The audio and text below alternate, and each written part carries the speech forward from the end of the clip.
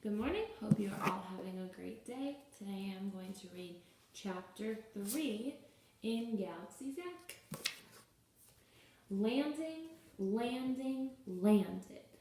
The space cruiser drifted down. Soon a busy spaceport came into view. What are those other cruisers, Dad? Zach asked. He stared down at what looked like tiny flying spaceships. They zoomed around in the air. Oh, those are Nebulon cars, explained Dad. On Nebulon, cars and trains glide through the air. No more bumps or potholes. Landing, landing, landing, the computer repeated. A few seconds later, the Nelson space cruiser touched down on Nebulon. When they stepped outside, an odd-looking man greeted them.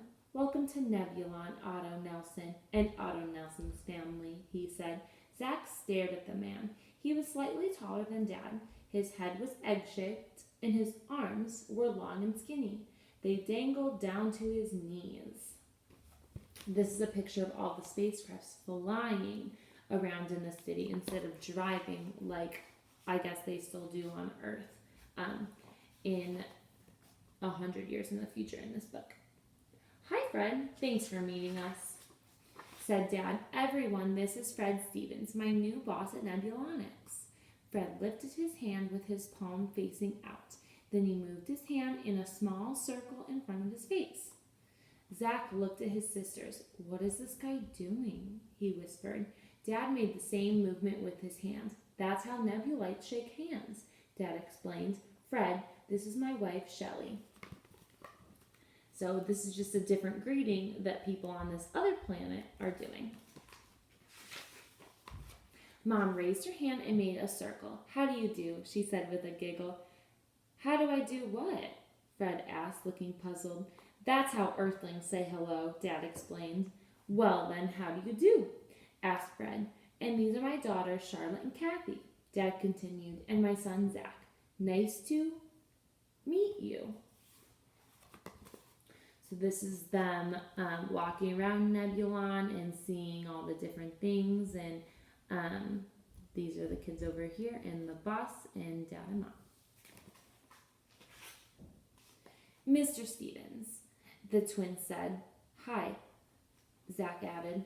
It's time to choose a car and go to your new home, said Fred. The Nelsons followed him into the spaceport's main terminal. They soon arrived at a big sign that simply read, Cars. We are here, Otto Nelson, said Fred. I will leave you to choose a car. I will see you at the office tomorrow. Goodbye, Otto Nelson's family.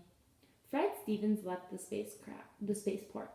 Zach looked at the tall shelves under the Cars sign. Small boxes that came in hundreds of different colors floated in rows.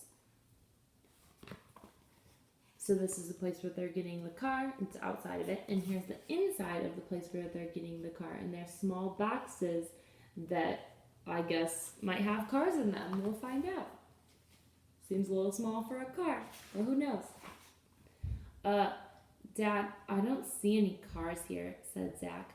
All I see are some box things. Welcome to Nebulon, Zach. Dad said, pick a color. Okay, green, I guess, said Zach. Green it is, Dad said. He reached up and pulled a green box from the shelf. Watch this. Dad pressed a button on the box. It instantly changed into the coolest car Zach had ever seen.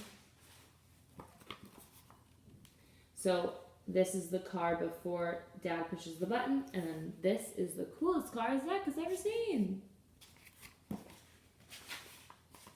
Hop in, everyone, Dad said. It's all ours. Does this thing have a GPS, Dad?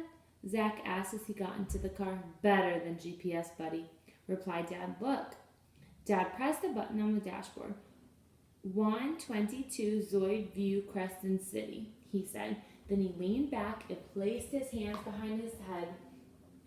Calculating, said a voice from the dashboard. Without warning, the car sped out of the spaceport and into traffic. So it sounds like the car is driving itself. And that is it for chapter 3. Okay, I will read chapter 4 next time. See ya. Have a great rest of your day.